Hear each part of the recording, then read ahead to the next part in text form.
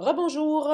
Cette capsule-ci va être à propos de comment arranger à à vos préférences là, la façon d'afficher dans votre boîte de laboratoire les laboratoires qui entrent. Alors ça, c'est la façon que moi-même j'ai déterminée. Évidemment, là, personnellement, là, pour les biens de la présentation, il y a certaines parties là, que j'ai camouflées, dont j'ai les noms du patient qui sont juste ici et tout ça. Mais ça, vous pouvez simplement là, jouer avec simplement la largeur là, de ce qui va s'afficher dans votre écran. Donc, ici, j'ai évidemment l'identification du patient là, avec, qui permettrait là, malheureusement d'identifier le patient, ce que je n'ai pas voulu faire aujourd'hui. Donc, pour réussir à mettre ça à votre main, il y a une des choses qu'il faut savoir, à chaque fois que vous allez faire une nouvelle liste, c'est toujours la liste par défaut qui va arriver. Ce ne sera jamais une liste d'emblée à votre main. Vous ne pouvez pas dire, ceci, c'est mes paramètres par défaut. Donc, à toutes les fois que j'ajoute une liste, s'il vous plaît, ouvrez comme ça. Pour le moment, ce n'est pas possible de faire ça en paramètres par défaut. Il faut à chaque fois aller ajuster à la main là, ce que vous allez faire. Donc, pour ce faire, comment allez-vous faire ça? Première des choses, je voudrais afficher mon arbre de navigation à côté. J'ai deux choix. Soit je fais affichage arbre de navigation. OK? Mon autre choix, c'est de passer par F2. Hein. Vous le voyez, dans le fond, quand vous faites affichage, là, ça vous le, oh, excusez-moi, ça vous le rappelle juste là, F2.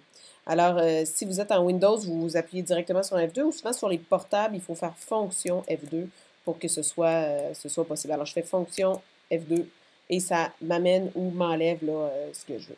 Alors, je vais aller sur ma boîte ici, en fait, de réception. Je vais faire un clic à droite et je vais ouvrir Propriétés. OK? Et c'est là que ça va m'amener les propriétés de ma liste. Et là, je peux me rendre sur Affichage, juste ici.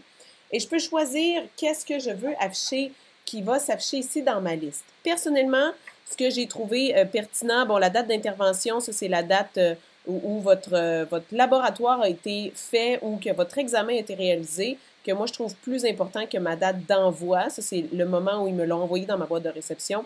Donc, c'est ce que j'ai mis en premier. L'identification locale, ben, c'est là le numéro de dossier que vous avez chacun là, dans vos cliniques personnelles.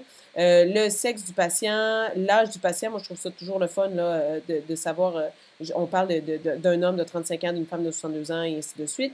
Et ensuite, vous allez avoir, bon, les noms par la suite. Et personnellement, j'affiche les commentaires du document et les messages. Donc, s'il y a un commentaire du document, c'est un commentaire que quelqu'un, n'importe qui aurait écrit, là, ben, je vais le voir à ce moment-là. Là, on va voir dans un autre didacticiel comment écrire un commentaire. Par contre, les messages, c'est vraiment ce qui est dirigé vers moi. Fait que si quelqu'un m'envoie personnellement un message, c'est dans cette colonne-là que ça va arriver. Ce message-là va être aussi disponible via l'onglet messagerie ici, mais j'aime bien l'avoir et savoir que j'ai eu un message d'envoyer là-dessus.